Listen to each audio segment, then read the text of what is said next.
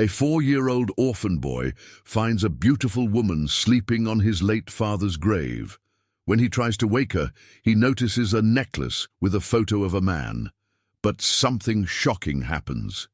Please rate my story from 0 to 10 in the comments.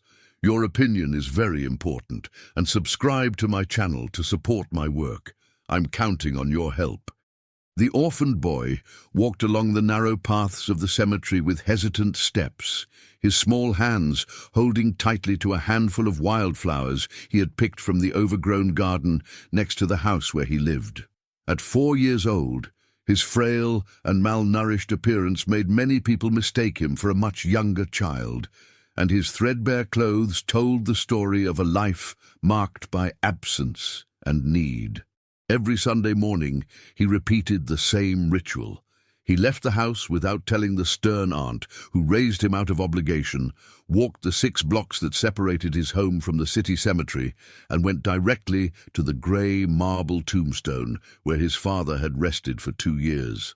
The simple headstone bore only the engraved name and 2 dates that he couldn't quite read yet, but he knew every scratch on those letters from running his fingers over them so many times. That Sunday morning, the sun filtered gently through the old trees that shaded the cemetery paths, creating a play of light and shadow that danced over the silent graves. The boy followed his usual route, mentally greeting the other tombs as if they were familiar neighbors, when something completely unexpected interrupted his routine. On his father's tombstone, a human figure was lying serenely, as if that were the most natural place in the world to rest. It was a woman of about 30, with golden hair that shone in the morning sunlight, wearing a white dress that fluttered gently in the cool morning breeze. She was sleeping soundly, with an expression of peace on her face that contrasted strangely with the place she had chosen to rest. The boy stopped a few feet away, his wildflowers trembling in his small hands as he tried to process this surreal scene. He had never seen anyone in the cemetery other than old Mrs. Gable, the caretaker, and he had certainly never witnessed anyone sleeping on a grave. His childish curiosity fought against the instinctive fear he felt in the face of the unknown. He approached slowly, tiptoeing so as not to make a sound on the grass damp with morning dew. The closer he got, the more details he could observe about the mysterious visitor. She wore a delicate gold necklace that reflected the sunlight, and on the pendant there was something that made the boy's heart race. A miniature photograph of a man he immediately recognized. The man in the photograph was identical to his father, but with a younger appearance and a radiant smile that the boy had never seen in any of the few old photographs that his aunt kept at home. It was as if that image captured a version of his father that he didn't know at all, someone genuinely happy and full of life. The boy's small hands began to tremble even more intensely as he fought the urge to run away. Something about the situation made him deeply disturbed, as if he were about to discover a secret that would change everything he thought he knew about his own history. The air around him seemed charged with a tension he couldn't understand, but felt with every fiber of his being. Gathering all the courage a 4-year-old could muster, he reached out and gently touched the shoulder of the sleeping woman. She woke up instantly, opening emerald green eyes that widened when she saw him. For a moment that seemed eternal. They looked at each other in absolute silence, as if both were trying to decipher an impossible enigma. Then, completely unexpectedly, the woman began to cry.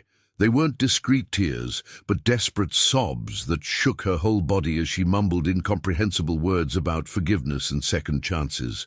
Her words came out in fits and starts, mixing phrases that the boy couldn't fully understand, but which carried such intense pain that he felt like crying too. The woman stood up abruptly, still sobbing, and began to run among the tombs as if she were fleeing something terrible. The boy tried to follow her, shouting for her to come back, but his small legs couldn't keep up with the desperate speed of her escape. In a few seconds, she had disappeared among the trees and monuments, leaving only the echo of her footsteps in the heavy silence of the cemetery. All that remained of her presence was a sweet scent of jasmine that still permeated the air around the tomb, and something shining in the grass near his father's headstone. The boy bent down and found a small golden key, delicately crafted, which apparently had fallen from the mysterious woman's dress during her hasty flight. Holding the key carefully, as if it were the most precious treasure in the world, the boy looked in the direction where the woman had disappeared, feeling that his life had just taken a completely different turn. The wildflowers he had brought for his father were scattered on the ground, forgotten in the face of the magnitude of what he had just witnessed.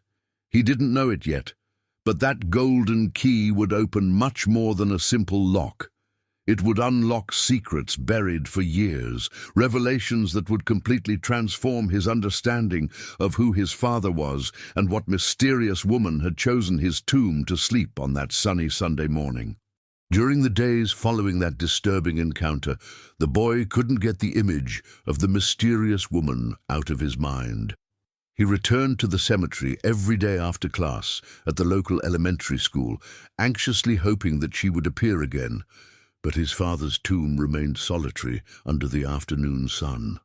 The golden key had become his constant companion, kept carefully in the pocket of his threadbare pants, and he touched it repeatedly like a talisman that could bring back that enigmatic apparition. Mrs. Gable, the cemetery caretaker, a 60-year-old lady with white hair tied in a tight bun, began to notice the boy's daily presence and decided to talk to him. Her small, kind eyes showed genuine concern as she approached him one Thursday afternoon, carrying her old metal watering can and some gardening tools. "Young man, you've been here every day this week," she said in a soft voice, kneeling beside him near the tomb. "Are you looking for someone specific? Can I help you in any way?" The boy hesitated for a moment, but decided to trust this woman who had always treated him kindly during his Sunday visits. He described in detail the woman in the white dress, the golden hair, the emerald green eyes, and especially the necklace with the photograph that had disturbed him so much. The caretaker listened attentively, frowning more and more as the description progressed. "Son, I've worked in this cemetery for over 20 years, she replied finally, shaking her head with genuine confusion. "I know all the regular visitors, and I can guarantee that in recent months no one matching that description has been here. Your father's tomb has remained untouched for a long time, except for your visits and the cleaning I do weekly." That answer left the boy even more confused and determined to discover the truth. If the caretaker, who knew every movement in the cemetery, hadn't seen the mysterious woman, how could he explain what he had witnessed?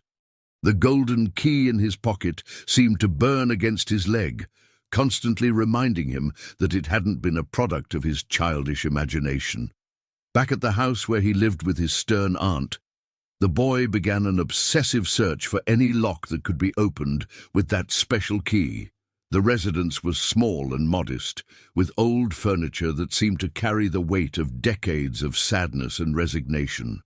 His aunt, a 60-year-old woman with a perpetually bitter expression, watched his wanderings around the house with increasing irritation. "What are you looking for, boy?"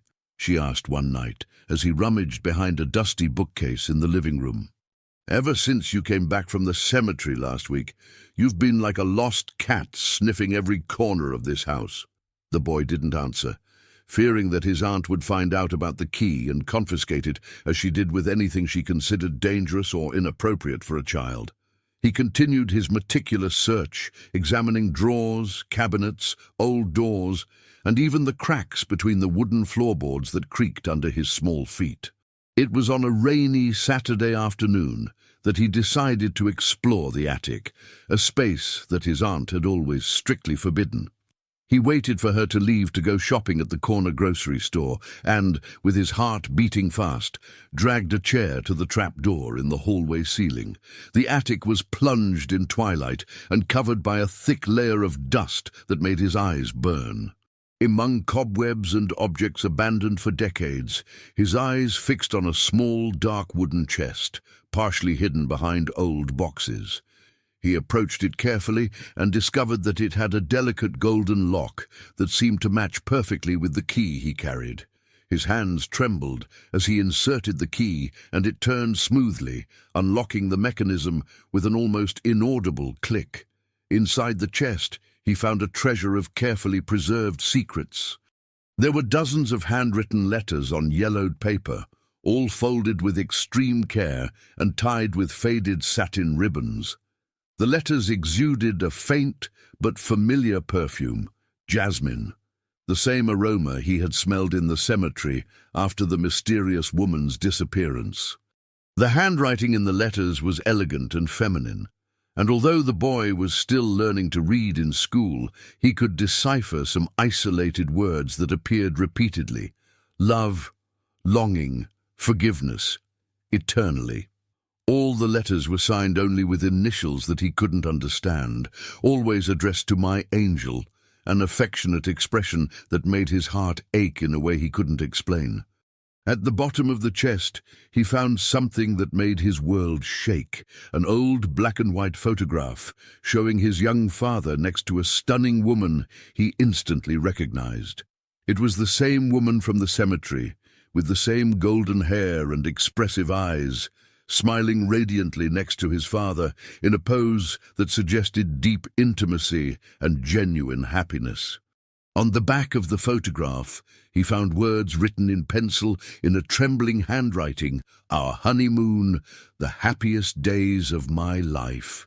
The discovery left him completely stunned. Had his father been married to that mysterious woman? Why had his aunt never mentioned the existence of another wife? What had happened to her? And why had she appeared that Sunday sleeping on the tomb? The sound of the front door opening alerted him to his aunt's return. Quickly, he put everything back in the chest, locked it again, and came down from the attic with his heart racing. During the silent dinner they shared that night, he observed his aunt's hardened face with new eyes, realizing that she carried secrets much bigger than he had ever imagined. That night, lying in his narrow bed in the small room he occupied at the back of the house, the boy held the golden key against his chest and tried to process all the disturbing discoveries of the day. The woman from the cemetery wasn't just any stranger. She was part of his father's history, a part that had been deliberately hidden from him. The jasmine-scented letters and the happy photograph suggested a past of intense love that had been interrupted for some reason he still needed to discover. As the rain beat against the small window of his room, the boy felt that he was only at the beginning of a journey that would reveal truths capable of completely transforming everything he thought he knew about his own story. The golden key had opened much more than a simple chest. It had unlocked a past full of mysteries that demanded answers, no matter how painful they might be. The following weeks turned into a silent obsession for the boy. He secretly took some of the letters found in the chest to school, asking his teacher for help, deciphering the most difficult words. The kind lady who taught in the small classroom of the local elementary school noticed his unusual determination for such a small child and began to dedicate a few extra minutes after school to help him with his reading. "These letters seem very old," the teacher commented one afternoon, adjusting her glasses as she examined the yellowed paper. "Are they from a relative of yours?" "The handwriting is very beautiful, from someone who had a good education." The boy only nodded affirmatively, without revealing the true origin of the documents that intrigued him so much. Gradually, as his reading ability improved, the letters began to reveal a story of deep love and tragedy. His father had had a great love in his youth, someone who wrote about future plans, shared dreams, and a happiness that overflowed from each carefully drawn line. But there were also mentions of impossible obstacles, families that didn't understand, and sacrifices necessary for the good of all. One letter in particular caught his attention for mentioning a painful decision that I need to make to protect our love from destruction. The woman wrote about having to disappear for a while until the waters calmed down, promising to return when it is safe for our hearts to reunite again. The boy felt that each word revealed brought him closer to the truth about what had happened to that mysterious woman. During one of the afternoons, when he was more carefully searching the chest in the attic, he discovered something that had gone unnoticed on the first exploration.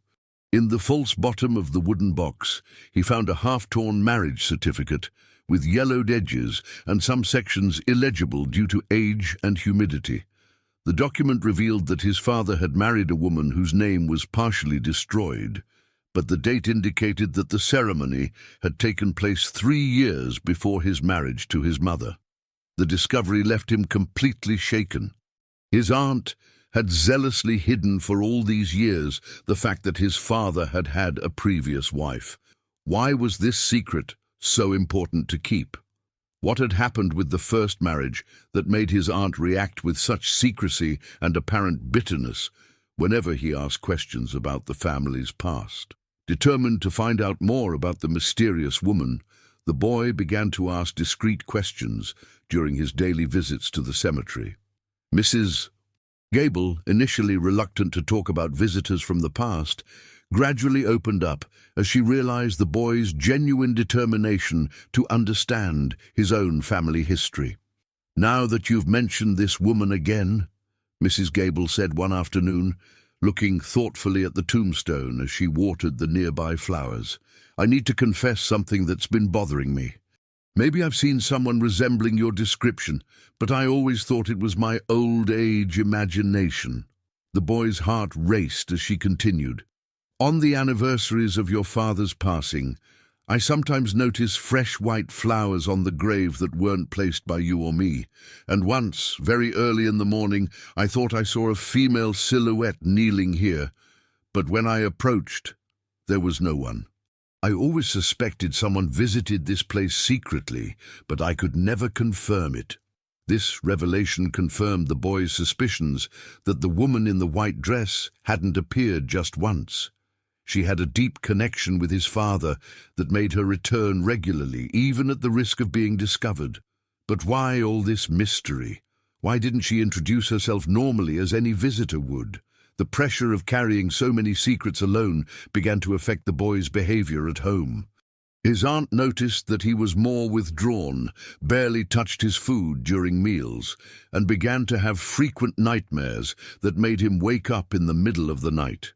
One particularly tense morning, she decided to confront him directly. "Ever since that Sunday when you came back different from the cemetery, you've been walking around as if you're carrying the weight of the world on your shoulders," she said, sitting heavily on the kitchen chair as she prepared breakfast. "What's going on with you, boy? I'm starting to get really worried." The boy knew that the moment had come to reveal at least part of what he had discovered. With his hands trembling slightly, he took one of the letters from his pocket and placed it on the table in front of his aunt. Her face paled instantly as she recognized the elegant handwriting and yellowed paper that she thought were buried forever in the past. "Where did you find this?"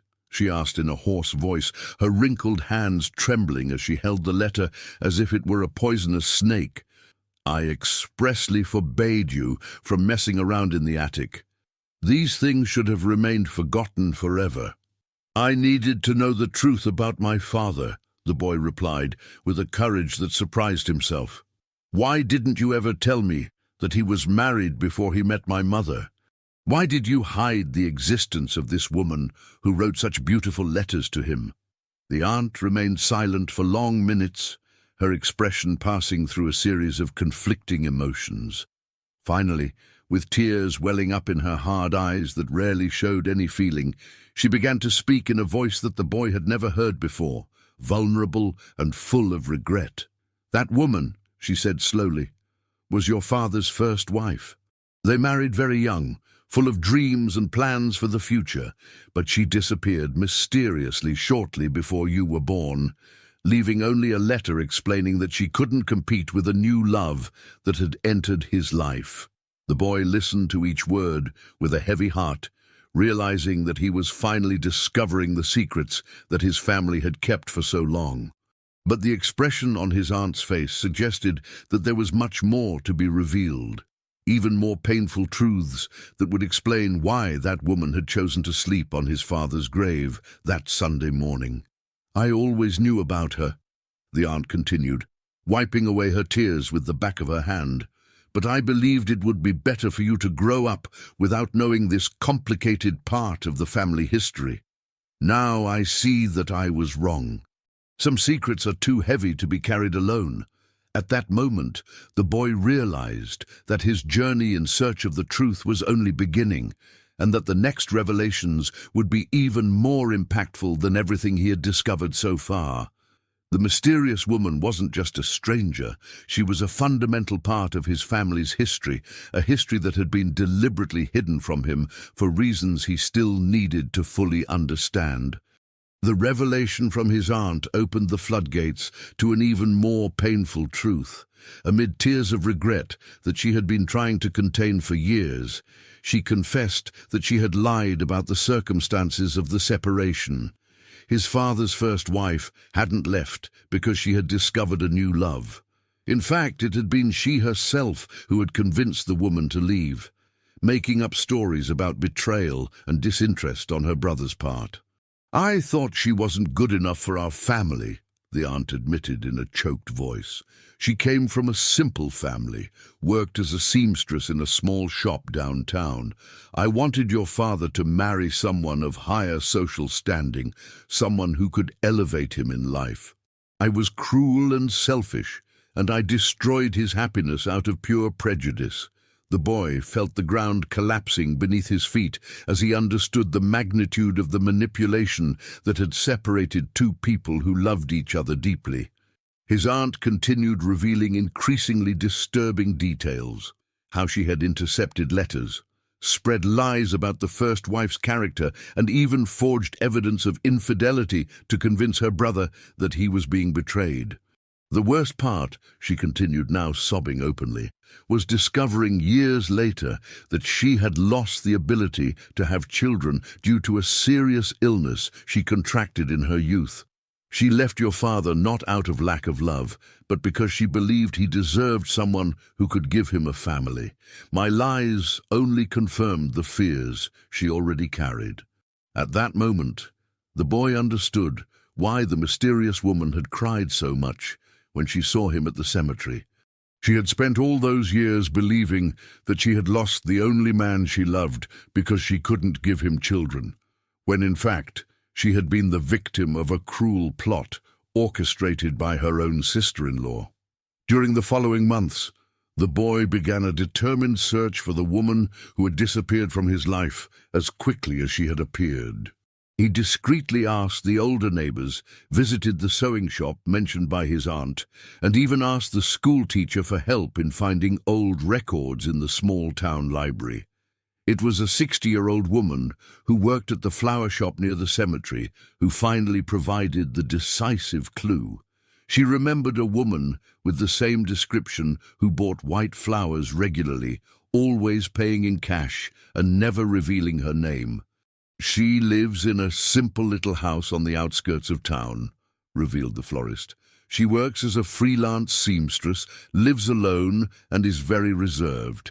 Some people say she lost a great love in her youth and never recovered." With his heart pounding, the boy decided to go to the indicated house one Saturday afternoon. It was a modest residence, with a well-kept garden and lace curtains in the windows. When he finally mustered the courage to knock on the door, it was opened by the woman with the emerald-green eyes who had fled the cemetery months before.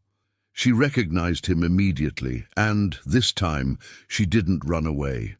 Instead, she invited him in and, with tears running down her face, confessed the whole truth about her story with his father. She revealed that she had followed every moment of the boy's life from a distance since his birth. She knew his fears, his joys, and even his Sunday visits to the cemetery. "I sent money anonymously to your aunt during the most difficult times," she confessed, serving warm milk in a delicate porcelain cup. "I always signed it as a friend of the family. It was my way of taking care of you without interfering in the upbringing that your family had chosen for you. The most impactful discovery came when she revealed that she had been a nurse at the town hospital for decades before retiring, and that she had been present during the last days of his father's life. "He made me a promise on his hospital bed," she said in a trembling voice. "He asked me to discreetly take care of you if something happened, but without ever interfering in the upbringing by the legitimate family. He wanted to respect your mother's memory and your aunt's right to be your legal guardian." For several weeks, the boy divided his time between his aunt's house and visits to his father's first wife. Gradually, the two women began to talk, mediated by the innocence and determination of the child, who only wanted to understand his complete family history. His aunt, consumed by remorse for decades of lies, asked for forgiveness for the years of suffering she had caused. The transformation didn't happen quickly. There were tense discussions, bitter tears, and moments when it seemed impossible to overcome the abyss of bitterness that separated the two women. But the boy, with his pure need for love and family, served as a bridge between two hearts that had been broken by the same circumstances. His father's first wife revealed that she had never remarried, dedicating her life to volunteer work at the hospital and to the memory of the only man she had loved. She had secretly visited the tomb during all those years, always carrying white flowers and whispering requests for forgiveness for having believed the lies that separated her from him. Slowly, a new family dynamic began to form. The boy's aunt, facing her own health problems that she had hidden for years, began to accept the help of the retired nurse who knew all the doctors in town. The mysterious woman, finally able to exercise the maternal love she had always felt but never been able to express, began to discreetly participate in the boy's upbringing. The emotional healing process took almost 6 full months. There were relapses, moments of mistrust, and old scars that seemed impossible to heal. But the determination of a 4-year-old child who only wanted to have a complete family proved to be stronger than decades of resentment and misunderstandings. At the end of that journey, filled with painful revelations and transformative discoveries, the orphaned boy achieved something he never thought possible: an extended family formed by 2 women who loved him in different but equally intense ways. His aunt learned to overcome the pride and prejudices that had destroyed her brother's happiness, while his father's first wife was finally able to honor the promise she made to the great love of her life. The small house where they lived was transformed into a home where 3 generations of pain could finally find peace. The golden key, which had opened much more than a simple chest, remained as a symbol that some secrets, when revealed with love and courage, can heal wounds that seemed eternal. The boy learned that family is not defined only by blood ties, but by the willingness of hurt people to come together to rebuild hope where before there was only loneliness and regret. On Sunday mornings, now there were 3 figures who walked together along the paths of the cemetery, carrying fresh flowers and sharing memories that could finally be celebrated instead of hidden. Love had triumphed over years of lies and suffering, proving that broken hearts can heal when they find other hearts willing to start over.